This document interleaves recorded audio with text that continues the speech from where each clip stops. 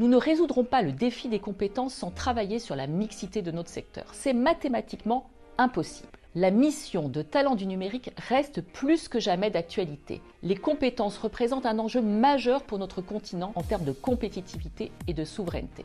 Investir dans la jeunesse est une priorité. Pour accélérer sur l'IA et rester dans la course, il reste primordial de continuer à engager nos jeunes à embrasser des études dans le numérique et mobiliser nos entreprises pour proposer de nouveaux parcours pour les accueillir. Nous avons des enjeux essentiels et ça va nous occuper pour les 20 prochaines années, j'imagine, autour de l'usage des systèmes d'intelligence artificielle générative et agentique et une exigence à travers l'activité de talent du numérique de promouvoir l'intégration de ces outils dans les formations d'une part, mais également de former les futurs collaborateurs de nos entreprises à la façon dont ces systèmes doivent être déployés de manière durable et éthique dans les entreprises. Moi j'en vois deux grands défis et je trouve que ça c'est essentiel. Un, continuer de lutter contre la fracture numérique dans les territoires et deux, maîtriser sa consommation du numérique.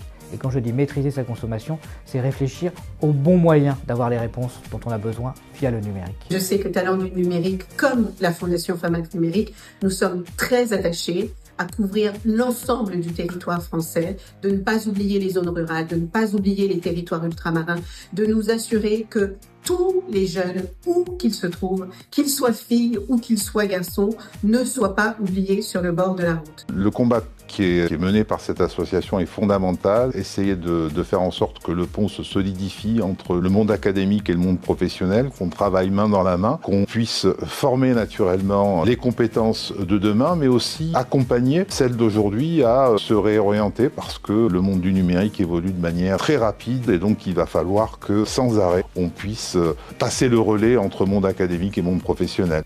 Dans les années à venir, il y a fort à parier que le développement des technologies, quels qu'ils soient, amène à avoir de plus en plus besoin d'informaticiens ayant de hauts niveaux de formation. Et donc, introduire l'informatique plus tôt dans les études m'apparaît indispensable. Et c'est également indispensable si on veut aider à lutter contre les stéréotypes. Alors, les défis sont énormes, de l'école jusqu'à l'évolution de carrière, en passant par la formation. Les conditions doivent maintenant être mises en place pour que les femmes s'y sentent légitimes, qu'elles aient envie d'y aller, qu'elles soient écoutées, reconnues, pour leurs compétences comme pour leur apport. Moi, ce que je crois, c'est qu'il faut trouver un nouveau récit pour les filles à l'informatique.